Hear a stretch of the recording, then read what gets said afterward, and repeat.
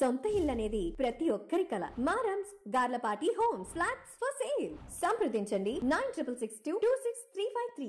3 సార్లు ముఖ్యమంత్రిగా చేసి ఈ రోజున భారతదేశంలో తెలుగువారు భారతీయులు ఎక్కడున్నా సరే దాంట్లో దాదాపు సగం వంతు తెలుగువారే ఉండడానికి ముఖ్య కారకులు.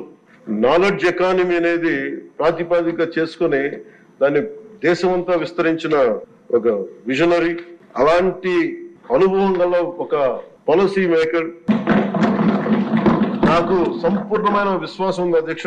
150 రోజుల గౌరవ ముఖ్యమంత్రి గారి అనుభవంతో కూడిన ఈ పాలనలో నాకు సంపూర్ణమైన విశ్వాసం ఉంది అధ్యక్ష.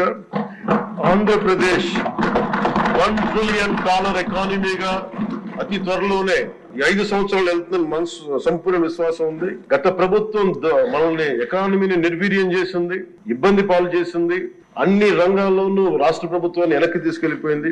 ఈ పరిస్థితుల్లో గౌరవ ముఖ్యమంత్రి గారి అనుభవం, మీ పారదర్శకత, మీ విజనరీ దృష్టి ఇవన్నీ కూడా మాకు ఈ $1 ట్రిలియన్ ఎకానమీ వైపు పరిగెడుతున్నాయి అన్న దాంట్లో ఏమాత్రం సందేహం లేదు అధ్యక్ష.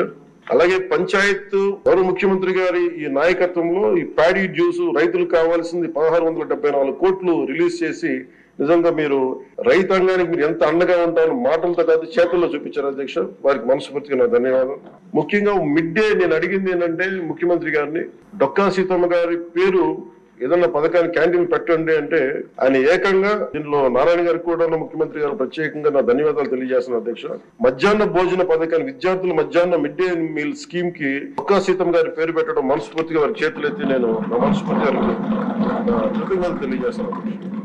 అలాగే ఇలాంటి స్ఫూర్తి చూసి నాకు కూడా వ్యక్తిగతంగా నేను ముఖ్యంగా ఆయన లీడర్షిప్ ఎబిలిటీ, ఒక క్రైసిస్ వచ్చినప్పుడు ఒక నాయకుడు ఎలా ఉండాలి, ఒక వరదలు వచ్చినప్పుడు ఎలా ఉన్నారనేది మనకి విజయవాడ బొడుమేరు వరదలప్పుడు అసలు ఆయన చూపించిన నాయకత్వ పటిమ ఇవన్నీ చాలా ఆదర్శనీయం అధ్యక్ష. మేము వెళ్ళి చొక్కా మడిచి ఆయన దిగి బురదలో నడిచి దిగి ఆయనకి అవసరం లేదు, ఆయన చేయించవచ్చు. కమాండ్ సెంటర్ లో కూర్చొని చేయగలిగే సత్తా ఉండి కూడా మా అందరికీ ధైర్యం నింపడానికి, మా అందరికీ భరోసా నింపడానికి, ప్రజలకు ఆ భరోసా ఇవ్వడానికి ఆయన నడిపించిన తీరు యంత్రాంగాన్ని చాలా అభినందనీయం అధ్యక్ష. ప్రత్యేకించి సోషల్ మీడియాకి సంబంధించి అసలు ఇంట్లో ఆడబిడ్డలు బయటికి రావాలన్నా గానీ ఊళ్ళల్లో ఆడపిల్లల అధ్యక్ష ఈ అలవాటు అయిపోయి, గత ప్రభుత్వం చేసిన అలవాటు అయిపోయి ప్రతి ఒక్కళ్ళు ఒక ముఖ్యమంత్రి స్థాయి వ్యక్తిని బూతులు తిట్టడం, అన్ని తిట్టిన తర్వాత కూడా వాళ్ళకి అలవాటు అయిపోయి ఎవరు తిట్టాలో తెలియక స్థానికంగా ఉన్న ఆడపిల్లల మీద కూడా వీళ్ళు అవాకులు చవాకులు పేలి పచ్చి బూతులు తిడతా ఉంటే ఎవరికి చెప్పుకోలేక వాళ్ళు ఇబ్బంది పడతా ఉంటే బయటికి రాలేకపోతున్నారు. క్రైమ్